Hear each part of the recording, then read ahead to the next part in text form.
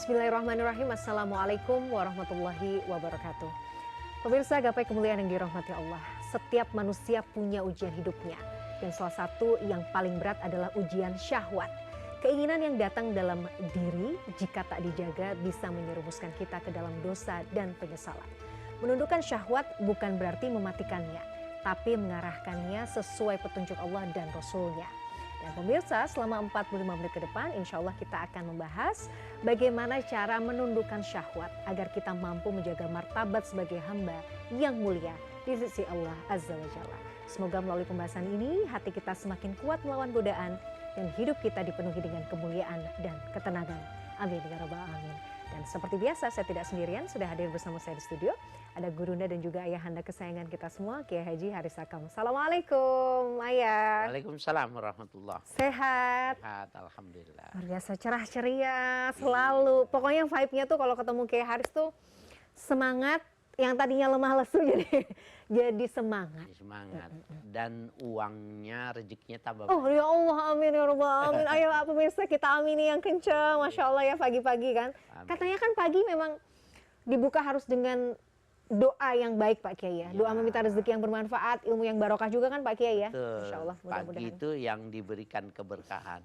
Nabi bilang, Allah barik li ummati fi bukuriha. Ya Allah, turunkan keberkahan kepada umatku di pagi hari. Itu maksudnya yang pagi hari beribadah. Yang pagi hari beribadah. Dari subuh sekarang. Termasuk yang habis sholat subuh, duduk di depan ya CNN Gapai Kemuliaan Indonesia, termasuk yang diberi doakan Nabi. Masya Allah, amin ya rabbal alamin. Mudah-mudahan kita termasuk orang yang mendapatkan keberkahan di pagi hari ini, mendapatkan ilmu juga yang bermanfaat.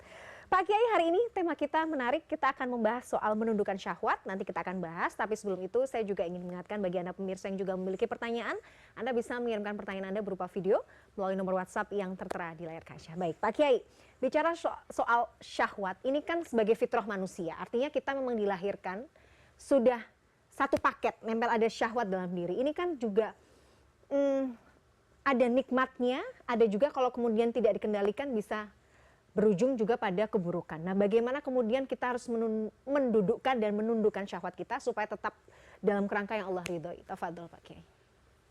Bismillah walhamdulillah wassalatu wassalamu ala rasulillah amma ba'du. Mbak Mila dan para pemirsa dimanapun Anda berada. Syahwat itu dia lahir dan mati bersamaan dengan kehidupan manusia. Jadi dia syahwat itu adalah pelengkap hidup, tidak bisa diusir, tidak bisa dibunuh, kecuali bisanya dimanage, bisanya diatur. Karena syahwat itu para pemirsa meliputi dari hal-hal yang sepele, kita haus pengen minum, kita ngantuk ingin tidur, kita lapar ingin makan, itu disebut dengan syahwat. Nah yang terbesar itu ketika kita menyediakan dana pengen jadi presiden, kita pengen jadi gubernur, kita ingin punya perusahaan menambah usaha, itu adalah syahwat-syahwat besar. Termasuk ketika kita sudah punya keinginan ingin hidup bersama lawan jenis, ingin menikah, atau ada orang hidup dengan pasangan yang lebih dari yang dibenarkan, itu semua adalah syahwat. Nah, jadi dia bisa dimanage, bisa diatur, bisa dibuat sedemikian rupa manakala ada standar nilai yang kita jadikan pedoman dulu. Jadi nggak bisa mengatur tanpa menentukan terlebih dahulu standar nilainya. Nah, standar nilainya itu adalah Al-Quran. Maka kita lihat Al-Quran, kalau tidak jelas kita lihat di dalam hadis, dalam mengembangkan keinginan-keinginan kita. Di dalam Al-Quran itu secara tegas dikatakan, Zuyina linnas hubbus syahwat. Dihiasi manusia itu dengan mencintai syahwat. Berobsesinya tinggi itu. Ya, banyak itu yang disenangi, yang dikasih perhiasan itu. Ayat itu menjelaskan minan nisa, lawan jenis. Yang dimaksud adalah lawan jenis. Jadi mohon maaf para pemirsa. Ada orang yang mengatakan ketika wanita dijadikan fitnah bagi laki-laki, seakan-akan Nabi ingin mendiskreditkan wanita. Perempuan. Mohon maaf, bukan itu. Yang benar itu ketika Nabi menyebutkan wanita karena ngomongnya di hadapan laki-laki. Tapi kalau Nabi menyebutkan di atas bersama perempuan, maka pastilah yang akan disebutkan itu laki-laki. Jadi ayat ini bukan menjelaskan ada diskriminatif bahwa wanita itu jadi cobaannya laki-laki. Padahal laki-laki juga cobaannya bagi wanita. Iya. Ya, jadi minan nisa, ya, wal banin, anak. Punya anak dulu di zaman dulu itu beda dengan sekarang. Dulu mereka punya anak 30 itu lebih bangga daripada orang yang punya anak 20. Kalau sekarang Beda berbeda, zamannya berbeda. Tapi dulu sekarang itu banin bukannya volumenya, bukan kuantitasnya. Sekarang juga tetap anak itu menjadi syahwat, hubus syahwat. Ketika anak itu anak itu berhasil, ketika anak itu keluar di luar negeri, ketika anak itu punya prestasi, ibunya bapaknya pamer juga. Nah, itu juga termasuk hubus syahwat. Wal qanatir muqantarah. Ya, senang kepada bendera minaz zahabi wal fiddah yang terbuat dari emas dan perak. Itu juga termasuk bagian, kan keseharian banget yang sebenarnya. Tetapi ketika dia dikatakan zuyina itu yang jadi perhiasan, kita berarti mendudukan dia sebagai perhiasan boleh maknanya. Lebih dari kapasitas dia sebagai perhiasan berbahaya. Wal khairil musawwamah, kuda yang tunggangan yang bagus. Kalau sekarang kan mobil. Kendaraan. Sekarang itu bisa jadi pesawat. Siapa yang punya pesawat jet gitu akan lebih biasanya kan gitu ya. Jet pribadi. Syahwatnya. Betapa bangganya gitu. Karena memang naik jet itu sudah sebuah kebanggaan. Walaupun umpamanya minjem gitu. Atau sewa gitu ya. Nggak apa-apa, yang penting kan ya, gitu. naik gitu. Jetnya. Prestasinya naik dulu dengan cara yang semacam itu. Gitu ya. Betul. Ya itu, kalau ini kan udah ada standarnya nih. Maka kalau kita jadikan ini standar Al-Quran ini, maka kita mendudukan dia cuma sebagai perhiasan, nggak ada masalah. Tapi ketika dia sudah masuk ke dalam hati, dia sudah menjadi Tuhan yang dipatuhi, bahkan menggeser Tuhan Allah dengan Tuhan-Tuhan kecil, dia bermasalah. Ya. Jadi Islam itu tidak melarang kita mampu dan kita kaya. Pak. Oh boleh kaya, saingilah Nabi Sulaiman kalau bisa. Wah, udah raja kaya raya pula gitu ya. Gimana cara? Tapi berarti itu tadi ya, sebagai perhiasan, artinya sebagai kepunyaan, hanya sekedar kita memang ya kita mampu untuk afford ya, kita punya, kita mampu, that's it, nggak apa-apa. Tapi ketika itu sudah masuk, nah sudah masuk ke dalam hati, sudah menuhankan, itu gimana contohnya Pak Kiai? Refleksinya tuh gimana kalau sudah ini kayaknya sudah uang dan harta benda ini sudah jadi Tuhan gitu. Ketika dia mesti ya berangkat bertahan pada satu kondisi, satu tertentu yang jelas-jelas dia udah tahu ini hari Jumat. Kalau dia berangkat maka Jumatnya akan kalah. Maka Jumat kalah dengan angka, dengan nilai keberangkatan dia. Padahal perintah Allah udah tahu tuh soal Jumat yang sering ditinggalkan oleh bos-bos itu. Idza qudiyatis shalah, apabila sudah ditunaikan sholat Jumatmu, ya maka fantasiru fil ar, carilah rezeki. Jadi kan manajemennya kan, kenapa kita mesti janjinya jam 11 gitu loh. Kan kita bisa, saya bisanya jam 1. Kenapa nggak bisa? Saya mohon maaf, jam 11 sampai jam 1 itu waktu yang nggak bisa damai. Saya mesti beribadah. Banyak. Jam 11, nah jadi kita taunya ketika kita ke rumah sakit, kita nggak wajib Jumatan, kita lihat mobil kok padat jam-jam orang sholat Jumat. Ternyata yang nyupir laki, yang isinya laki. Maka kita patut untuk mencurigakan jangan-jangan orang ini yang tidak bisa melaksanakan sholat. Karena kepentingan Tuhan kecil. Gitu ya. Jadi tadi menuhankan duniawi ya. Kemudian mengorbankan akhiratnya ya Pak Iya. Kiai ya. Itu jadi itu yang kemudian harusnya kita hindari. Nah, PR-nya sekarang Pak Kiai ya, aduh memang ya, itu kan tantangan yang kita hadapi sekarang ya. Kalau udah tuntutan pekerjaan, nanti dulu deh gitu. Wah ini ada, Masya Allah nih, ada tawaran pekerjaan bagus, bayarannya tinggi, tapi misalnya harus buka aurat, harus apa, dan segala macam. Ini kan sebenarnya hal-hal yang seringkali terjadi juga di sekitar kita. Nah kadang-kadang banyak juga yang akhirnya orang tuh memilih untuk nggak apa-apa lah, kan kesempatan nggak datang 2 kali, udah saya ambil aja deh kesempatan ini.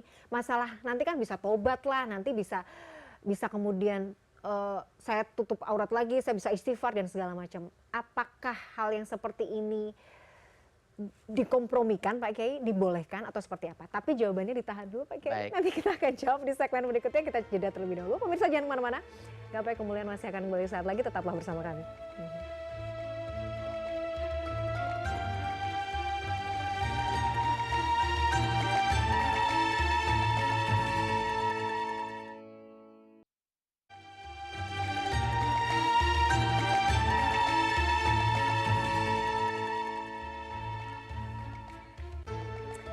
Pemirsa, terima kasih Anda masih menyaksikan Gapai Kemuliaan. Pemirsa, seperti biasa di segmen kedua ini, Kiai Haji Haris Sakam akan menjawab pertanyaan Anda pemirsa Gapai Kemuliaan yang sudah masuk melalui WhatsApp dalam segmen Ustadz Menjawab.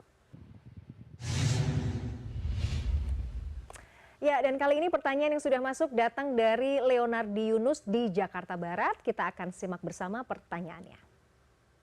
Assalamualaikum warahmatullahi wabarakatuh. Perkenalkan, nama saya Leonardi Yunus. Saya berprofesi di CSSD Rumah Sakit atau karyawan rumah sakit swasta. Saya tinggal di Joglo. Saya akan mengajukan 2 pertanyaan. Yang pertama, kenapa syahwat berbahaya? Sedangkan syahwat ini pelengkap kehidupan. Idealnya syahwat itu seperti apa dan realitasnya seperti apa? Itu pertanyaan pertama. Pertanyaan kedua, sejauh mana urgensinya pengaturan tentang syahwat sampai ada di Al-Quran? Jadi mungkin itu aja pertanyaan dari saya. Sekian, mohon penjelasannya dari pengasuh. Wassalamualaikum warahmatullahi wabarakatuh. Waalaikumsalam warahmatullahi wabarakatuh. Terima kasih Bapak Leonardi Yunus di Joglo, Jakarta Barat atas pertanyaannya. Ada 2 pertanyaan besar Pak Kiai sebenarnya yang perlu dielaborasi lebih lanjut. Yang pertama, mengapa kemudian syahwat dianggap berbahaya padahal ia pelengkap kehidupan? Tadi sudah disinggung, itu dulu yang dijawab Pak Kiai. Ya, kalau kita lihat ini yang nanya orang kesehatan lebih masuk akal kalau saya buat sebuah komparasi itu begini. Kalau ada orang obesitas, coba tanya, orang obesitas sebabnya apa? Makan berlebihan. Makannya berlebihan dan tidak dibatasi. Nafsu itu seperti itu juga. Kalau dia berlebihan dan dia tidak dibatasi, maka dia berani melakukan apa saja yang dilarang. Saya ingat benar ya cerita tentang orang Romawi. Pada kekaisaran Romawi itu ada seorang anak muda yang namanya Commodus. Commodus itu dia pengen sekali jadi kaisar, tapi ayahnya itu umurnya panjang, gak mati-mati gitu loh. Maka dia berusaha pengen supaya itu, maka tidak terkuasainya ya menahannya nafsunya itu, maka bapaknya dibekap dengan bantal ketika malam hari. Apakah sudah selesai liarnya dari sebuah nafsu itu? Belum. Ketika dia sudah menjadi ya seorang kaisar, maka dia tidak puas dengan selir 100 orang wanita sebelum dia bisa menggauli kakak kandungnya sendiri gitu. Nah, jadi bisa dibayangkan kalau seandainya tidak diatur, tidak dimanage sedemikian rupa, dia berbahaya seperti obesitas. Itu mengapa di dalam Al-Quran diatur. Kalau pengen lawan jenis, nikah. Kalau pengen makan, cari yang sudah disediakan. Bahkan yang pingin mendapati jabatan, pengen jadi presiden, pengen jadi ketua partai, pengen apa juga diatur. Dalam doa diajarkan itu. Rabbana hablana min azwajina wa zurriyatina qurrata ayun waj'alna lil muttaqina imama. Ya Allah, jadikanlah kami pemimpin terhadap orang-orang mukmin. Jadi kalau presiden yang mukmin, jadi gubernur yang mukmin, terus pada strata-strata berikutnya seperti itu. Nggak ada larangan untuk berobsesi. Jadi apapun, memanfaatkan dan mendapatkan apapun nggak bisa. Tapi dengan koridor ayat yang tadi jelaskan itu, nafsunya itu jangan berlebihan, nanti gemuk. Kalau gemuk nanti susah napas, susah Repot. napas mati. Repot gitu ya, kitanya yang sendiri yang repot. Nah jadi urgensi pengaturan syahwat di Al-Quran tuh ya memang harus wajib, harus diatur ya Pak Kiai ya. Kalau enggak tadi larinya kemana-mana Wajib. keburukan. Kalau enggak berbahaya. Jadi dia liar. Jadi sejauh mana liarnya seks bagi orang yang mengumbar nafsu itu, bayangkan pada cerita Oedipus kompleks itu keinginan menggauli ibu kandungnya sendiri baru ada kepuasan. Kan gila, yang muda, yang cantik banyak, tetapi kebanggaan ketika mamanya ada di pangkuannya. Gitu. Nah itu tadi ya. Jadi itulah kemudian yang jadi batasan buat orang beriman ya Pak Kiai. Ketika kemampuan untuk mengatur dan mengelola syahwat itu juga bagian dari sebenarnya tanda-tanda orang mukmin juga kan Pak Kiai ya. Iya, dan itu pahalanya besar benar Mbak Mila. Iya, betul. Ya, dari Leonardi ya. Iya. Itu, Pak Leonardi. Pak Leonardi nafsu ini ya, yang di manage, yang diatur sedemikian rupa. Kalau Mbak Mila sudah punya suami, ada seorang laki-laki yang sudah beristri dan Mbak Mila naksir sama dia, itu manusiawi. Oh naksir aja kan suka. Iya. Apalagi opa-opa Korea Pak Kiai biasa. Ya, itu manusiawi. Kemudian lama-lama tambah cinta, tapi Mbak Mila tidak mengekspresikannya. Ketika berdua pun tidak mau menyatakannya, tapi bertambah-tambah kecintaannya sampai tidak doyan makan, tidak tidur, dan dia matinya mati syahid. Jadi mati menahan cinta yang dia tidak mau membongkarnya kepada orang yang dia cintainya. Mendapatkan pahala syahid. Karena menjaga dirinya gitu. Jaga dirinya. Jadi manajemennya sejauh itu. Dianggap mati syahid. Waduh. Jangan jadikan pembenaran buat ibu-ibu yang jatuh cinta sama opa-opa Korea ya, artis-artis Korea gitu ya. Biasanya kan gitu Pak, ada yang ganteng sedikit kan cinta ya apa-apa. Sekarang kan banyak gitu Pak Kiai. Jadi Subhanallah. Jadi pentingnya untuk menjaga kehormatan diri itu juga bagian dari bentuk kemuliaan kita ya Pak Kiai ya. Oke, Masya Allah. Pak Kiai, nah sekarang ini, aduh saya nggak tahu ya kenapa belakangan di FYP saya tuh di Instagram muncul fenomena, dan kita mungkin melihatnya, istilah sekarang kan pelakor lah, pebinor lah, ada yang kemudian, ya itu tadi Pak Kiai, konteksnya perselingkuhan lah intinya gitu. Ada yang kemudian rela meninggalkan pasangan sahnya dan keluarganya demi untuk memuaskan nafsu syahwatnya untuk kemudian menjalin hubungan dengan mungkin yang lebih muda, yang lebih kaya dan yang lainnya gitu. Kira-kira ini kan juga sebenarnya bagian dari contoh bahwa ada orang-orang yang kemudian tidak bisa menahan nafsu syahwatnya. Bagaimana kemudian kita mendudukkan atau kita melihat fenomena seperti ini Pak Kiai? Karena sering sekali kayaknya berita tuh nggak pernah sepi. Urusan pelakor lah, pebinor lah seperti ini Pak Kiai. Iya, jadi seperti halnya kita mendapatkan informasi dari setan. Yang digambarkan oleh Allah Subhanahu wa Ta'ala itu, setan itu dia akan datang dari depan. Kalau tidak berhasil, dia datang dari belakang. Kalau dia tidak berhasil, dari samping kanan, samping kiri, samping dari atas, dari bawah. Artinya ada kesempatan pasti digunting dalam lipatan oleh setan. Itu juga bermakna dari informasi ini bahwa setiap orang itu cobaannya nggak sama, Mbak Mila. Betul. Jadi ada peribahasa bahwa tukang bajai musinya ya tukang bajai gitu loh. Itu menggambarkan ada orang kuat pada sisi tertentu padahal yang lainnya dia lemah. Itu manusiawi apabila dia cepat sadar kemudian dia kembali dan minta kepada posisi semula. Sebenarnya itu bagian yang menambah-nambah ya pahalanya dia dari lantaran dia memaksakan. artinya nih umpamanya pada kasus yang Mbak Mila itu ya, lama-lama dia sadar. Iya, lama-lama sadar. Sadar, kemudian dia bertobat, kemudian dia selesaikan dengan yang pelakornya itu, kemudian dia kembali lagi, dia urusi lagi anaknya. Walaupun bisa jadi sudah jatuh ke got, ketiban tangga bahasanya, sial di atas kesialan, tetapi sesungguhnya nanti dia akan mendapatkan kemuliaan. Jadi kembali kepada situasi yang awal itu, semua orang akan dicoba. Iya. Artinya di harta kuat dia. Oh, oke. Berarti yang iya betul. Ya, dicoba di dalam ini keuangan dia kuat. Lapar dia kuat. Ada sisi-sisi yang orang itu nggak kuat. Nah, di situ dia Itu mendapatkan celahnya. pahala. Kan kalau kita mesti lihatnya tuh gini, oh Tuhan itu cara pandangnya ya. Oh Tuhan itu kalau mau menambahkan pahala itu dari mana saja dia mengujinya, sebenarnya mau diberi pahala. Lulus pahala, lulus pahala. Tidak lulus tidak naik kelas. Oke. Jadi tinggal bagaimana kita merespon. Karena pada akhirnya itu tadi tidak akan pernah lepas ya, setiap orang itu dari ujian kan nggak akan pernah. Ujiannya itu tadi ya Pak Kiai, dari mana aja. Dari pasangan, dari anak, dari keluarga, ekonomi gitu ya. Iya. Tapi ya itu tadi yang dilihat itu bagaimana meresponnya kan berarti Pak Ya Kiai. betul.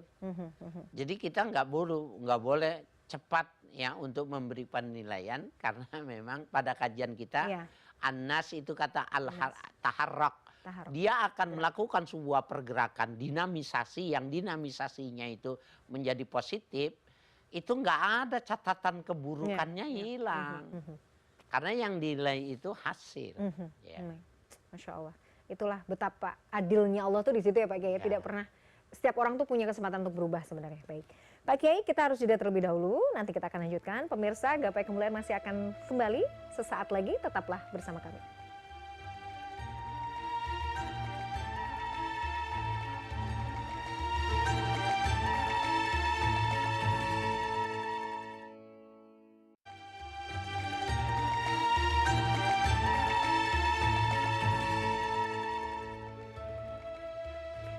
Ya pemirsa, terima kasih Anda masih menyaksikan Gapai Kemuliaan dalam episode menundukkan syahwat menjaga martabat. Pak Kiai, ada terapi yang sebenarnya Allah contohkan ya, atau baginda Rasulullah SAW pernah sampaikan juga untuk bisa meredam syahwat nggak yang kita bisa lakukan dalam keseharian?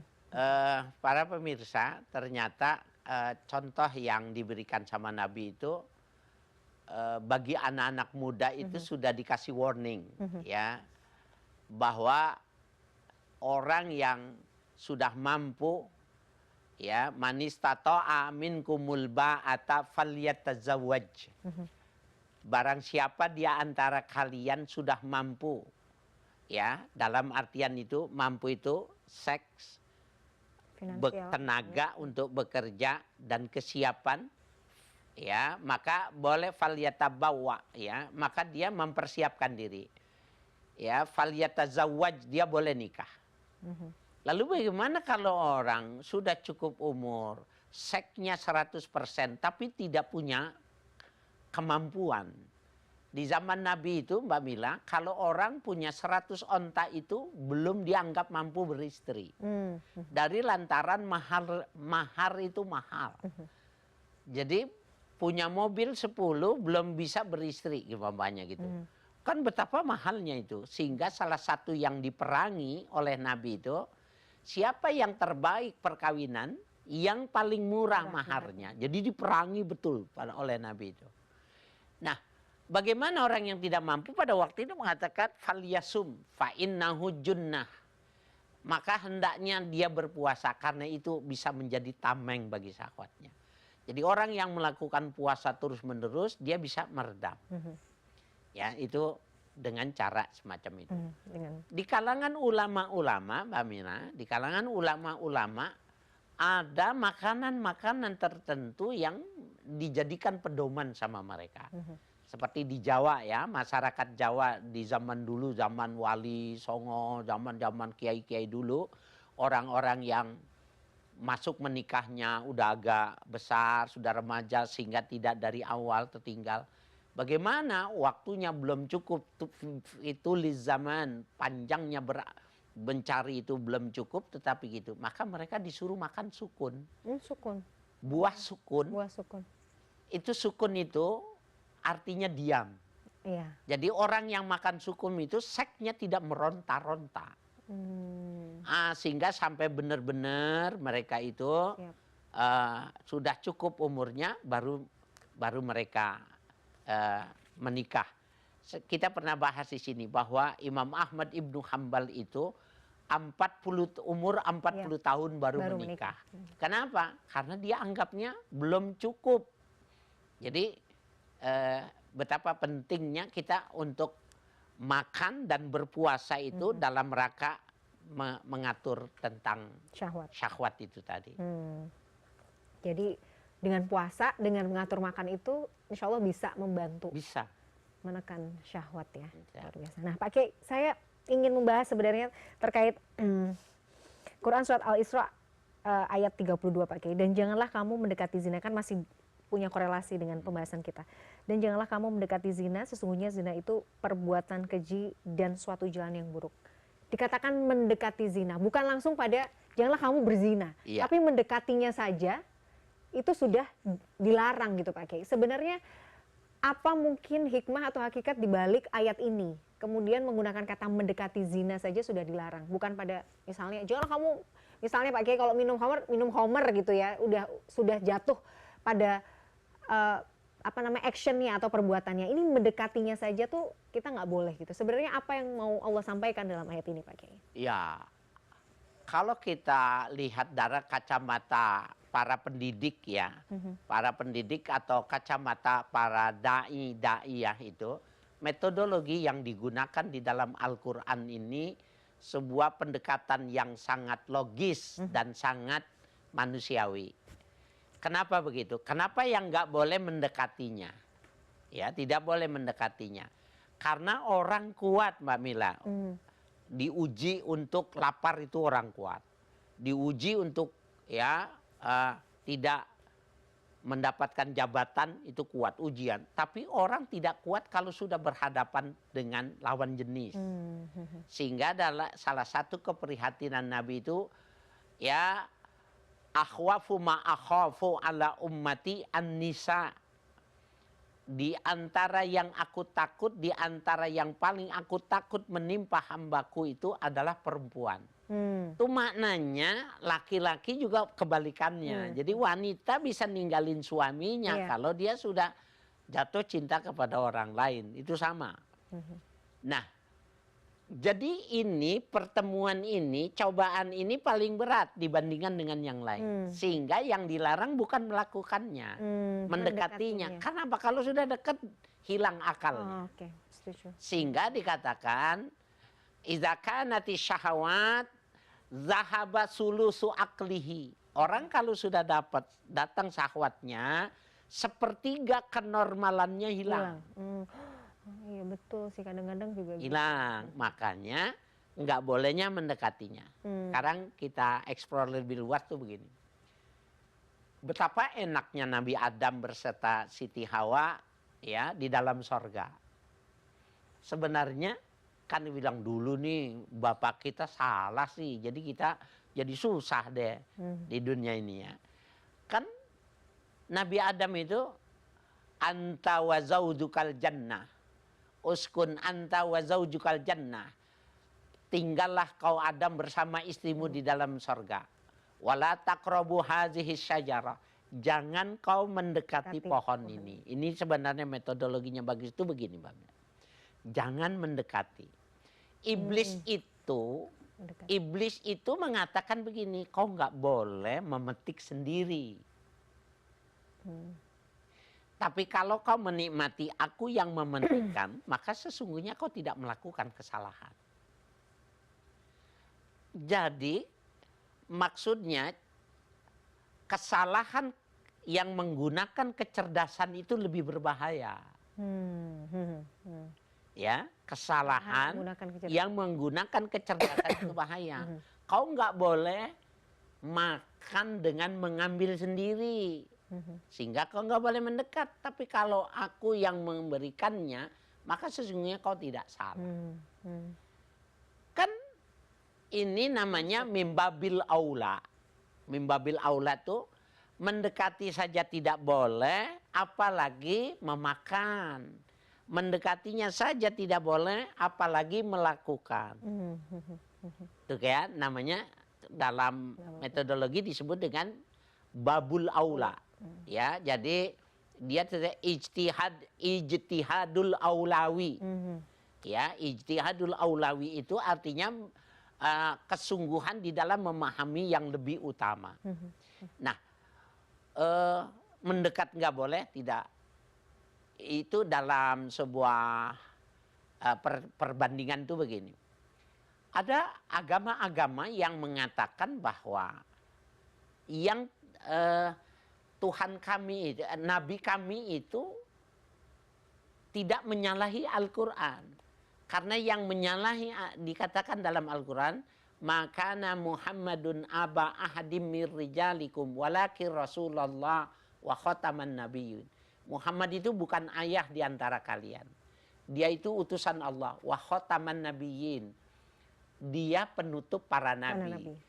Ini adalah Rasul kami, bukan nabi.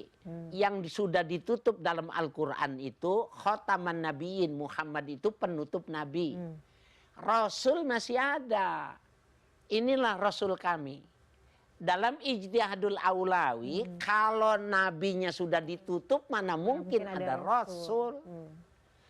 Itu hebatnya. Itu juga kenapa dipahaminya harus seperti itu, dengan ijtihadul aulawi namanya. Yang kedua, wasa asabila dalam wujudnya ini, wala taqrabuzah zina innahu kana fahisyatan, wasa asabila, dan seburuk-buruknya jalan. Itu dalam penafsiran para ulama, Mbak Mila, bahwa yang mereka maksudkan seburuk-buruk itu mencari model-model dari sebuah percontohan yang dilakukan oleh Nabi, dipercontohan oleh Nabi, kemudian kondisi objektif yang berkembang menjadi tuntutan hidup, mencari model yang memperantari antara idealita dengan realita, itu adalah sa'asabil maknanya. Jadi model-model bid'ah-bid'ah yang dia menciptakan model yang semacam itu sebagai sebuah terobosan agama yang memberikan representasi dari 3 agama, 4 agama. Itu kan sudah ada gerakan. Itu yang dimaksud. Kalau orang berani melakukan hal yang dilakukan itu tadi, pendekatannya dia sudah melampaui sampai melakukan, maka yang dia capai dalam hal melakukan kesalahan, membentuk agama yang baru dengan mencari model kesamaan dari model-model ini, itu yang disebut dengan sa'asabila dalam tafsir. Oke, jadi itu tadi ya Pak Kiai. Itu syahwat tertinggi. Oh, syahwat tertinggi. Jadi saat syahwat tertinggi ketika dia mencari model bentuk agama yang agama itu adalah campuran dari Islam, Nasrani, Hindu, Buddha, Hindu, Konghucu. Nah, campur-campur. Itu adalah setinggi-tingginya pengkhianatan terhadap sebuah syahwat itu seperti itu. Oke. Ya. Jadi sebenarnya kita bisa belajar banyak dari ayat ini ya, tadi ya, tentang ijtihadi aulawi Pak Kiai. Ijtihad aulawi. Jadi itu tadi ya, mendekatinya saja kan kita dilarang, apalagi kita melakukannya. Jadi stressing pointnya tuh di situ, bahwa ketika kita mendekati aja itu sudah bisa menimbulkan keburukan, apalagi misalnya kita kemudian melakukannya, itu jatuh pada keburukan-keburukan yang lain. Dan kalau kamu melakukan ini pun pasti bisa kamu lakukan. Nah, yang terakhir itu syahwat yang paling itu, dia akan mencari bentuk-bentuk keagamaan. Keagamaan yang baru dengan mencampur. Dan itu sudah ada di sekeliling kita. Masya Allah, subhanallah. Jadi hati-hati, ya kan Pak Kiai ya. Pentingnya untuk senantiasa mau belajar. Pak Kiai, kita harus jeda terlebih dulu. Nanti kita akan lanjutkan di segmen terakhir. Pemirsa jangan kemana-mana, Gapai Kemuliaan masih akan kembali setelah jeda yang satu ini. Tetaplah bersama kami.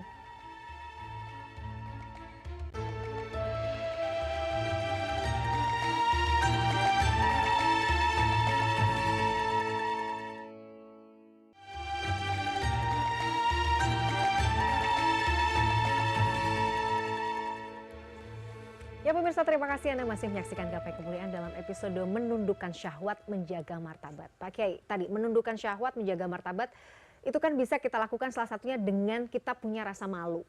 Bahkan kalau tidak salah memang hadirnya rasa malu itu kan juga bagian dari iman sebenarnya Pak Kiai. Boleh nggak kita dijelaskan Pak Kiai terkait rasa malu ini yang kemudian bisa menjadi tameng sebenarnya dalam rangka kita ingin menundukkan syahwat kita? Iya, memang benar di dalam hadis dikatakan al-haya'u minal iman. Ya, malu itu dari iman. Jadi kalau orang yang melakukan umbar syahwat itu maknanya malunya sedikit. Nah, kalau malunya sedikit, jadi mafhumnya imannya tipis. Kalau ini mau dipersempit, ininya mau diperkecil, maka dia harus memperkuat imannya. Itu secara berimbang semacam itu. Ada hadis sahih yang menjelaskan begini, Mamila. Nabi mengatakan bahasanya simbolik. Huffatil jannatu bil makarih. Sorga itu dikelilingi dengan hal-hal yang dibenci. Iya. Semua yang kamu benci dekati saja. Itu maknanya kamu mendekat surga. Wahuffatin naru bisyahawat. Iya. Dan dihiasi neraka itu dengan hal-hal yang penuh dengan kenikmatan syahwati. Jadi kan sangat sederhana dan simbolik. Semua hal yang ada, wah ini menyenangkan. Ini nggak usah pakai dalil, ini berarti nggak bagus. Kalau ini, wah ini saya nggak suka, lakukan saja. Maka sesungguhnya bahwa kita sedang mendekat dengan Tuhan. Saya lihat perkataan itu menjadi sebuah perkataan yang saya mengatakan memang benar bahwa Nabi Muhammad itu fatonah, cerdas kita. Banyak hadis-hadisnya yang mengatakannya itu tanpa menguras pikiran, tetapi sangat dalam ke lubuk hati itu. Itu kalimat itu cerdas. Jadi kalau mau dibilang apa sih syaratnya orang mau masuk surga, kenapa sih orang masuk neraka? Cuma satu kalimat saja orang sudah bisa menjawabnya. Iya, gitu ya. Pokoknya kalau segala macam yang nggak enak Itu dekati, itu surga. Iya kan, berbakti sama orang tua, itu kan kadang-kadang kita harus effort, sodakoh ngeluarin uang Pak Kiai, sementara kadang-kadang kita tahu, aduh kita juga masih butuh gitu ya. Terus misalnya ada orang yang zolim sama kita, kita harus tetap baik sama dia, itu kan rasanya nggak enak ya Pak Kiai.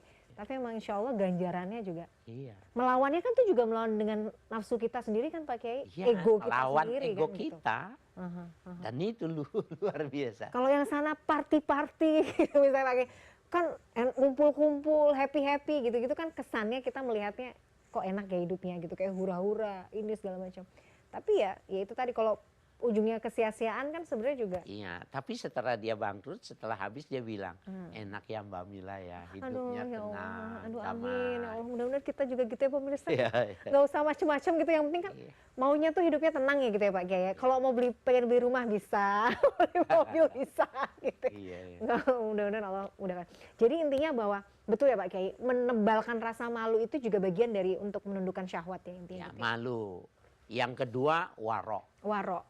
Kalau malu itu dia ekspresi dari dari keimanan. Waro itu salah satu yang diajarkan di dalam hukum Islam, diajarkan oleh Nabi. Dan waro itu maknanya apik kalau bahasa Indonesia. Jadi dia tidak berburu-buru untuk memakan, untuk meminum, untuk memakai sebelum dia tahu persis kehalalannya. Kan kalau ada hadis yang mengatakan gini, anal halala bayyinun, halal jelas, wal harama bayyinun, yang haram bayyin, wa bainahuma syubhatun, di antara kedua ada yang syubhat. Itu kan berarti bukan haram. Bukan haram, tetapi yang mesti tahu, tapi dia juga belum tentu halal. Nah, kalau dia tarku syubhat khaufan an wuqu'il muharramat, dia tinggalkan yang syubhat karena takut kepada yang jalan. Nah, itu namanya waro. Waro, hati-hati. Ada contoh yang menarik, Bapak-bapak, para pemirsa, ibu dan adik kita. Sayyidina Abu Bakar itu imannya kuat, itu salah satunya adalah aspek waro. Jadi dia kalau sarapan itu minum susu. Karena dia di belakang rumahnya itu banyak kali kambing. Selalu walaupun kambing sendiri dia tanya, ini susu ini kambing yang mana? Jadi kalau bilang ini yang mana? Ini kambing yang mana? Oh si bule, oh si ini, oh si hitam gitu. Dia baru minum. Padahal semuanya kambing dia. Suatu saat dia lupa. Minum dulu baru dia panggil sini. Tanya. Ini susu yang mana? Kambing yang mana? Kenapa kau tidak tanyakan? Aku lupa katanya. Dulu aku seorang dukun paranormal. Aku pernah membantu sebelum aku masuk Islam. Dia terbantu dan sekarang aku bertemu dia memberikan hadiah. Itulah aku hadiahkan karena cukup aku berlebihan untuk aku minum. Fataqayya'a Abu Bakar. Maka disodok-sodoknya. Disodok-sodoknya mulutnya sampai muntah terus. Sudah muntah. Apakah susunya haram? Belum tentu. Apakah halal? Belum tentu. Ini yang dibilang Subhan. Dikeluarin. Ketika sudah habis, airnya sudah tidak keluar lagi, isinya sudah keluar lagi, maka dia bilang, ya Allah, kulluha ukhriju. Seluruhnya sudah aku keluarkan, illa ruh, tinggal ruh saja yang belum aku keluarkan dari tubuhku ini. Ya Allah, ya Rabbi. Itu waro. Jadi betapa menjaga tahapan subhat itu, malu dan waro itu menjadi sebuah benteng, Betul. yang bisa seseorang berhasil menjaga Syahwatnya. syahwatnya itu. Oke, terakhir sebagai penutup pamungkas, ini pertanyaan pamungkas. Adakah doa atau zikir yang bisa membentengi kita untuk bisa senantiasa menundukkan nafsu kita, syahwat kita, Pak Kiai? Nah, kita Allahumma rzuqna ittiba'a li Rasulillah. Ya Allah, berikan rezeki kemampuan untuk mengikuti Rasulullah. Maka dengan doa itu sudah selesai. Sudah selesai. Karena nggak perlu dirinci lagi. Teladan kita memang. Ya, Allah marzuqna ittiba'a li Rasulillah. Ittiba'a li Rasulillah. Kenapa domirnya rezukna? Karena maksudnya buat suami kita, istri kita, anak kita, menantu kita dan lain sebagainya. Masya Allah. Pak Kiai, terima kasih atas jawaban penutupnya yang luar biasa. Sangat powerful. Jazakallah khair ilmunya hari ini Pak Kiai. Nanti kita akan bedah lagi tema-tema lain yang juga tidak kalah menarik dan penting di episode berikutnya pemirsa. Tidak terasa usai sudah perjumpaan kita dalam program Gapai Kemuliaan hari ini.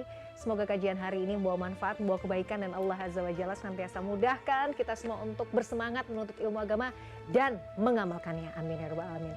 Terima kasih atas perhatian Anda. Saya Meladia Rahma dan juga Kiai Haji Harisaka undur diri. Insya Allah kita akan jumpa lagi pada episode yang akan datang. Subhanakallahumma wa bihamdika asyhadu an la ilaha illa anta astaghfiruka wa atubu ilaik. Wassalamualaikum warahmatullahi wabarakatuh. Waalaikumsalam. Terima kasih Pak Kiai.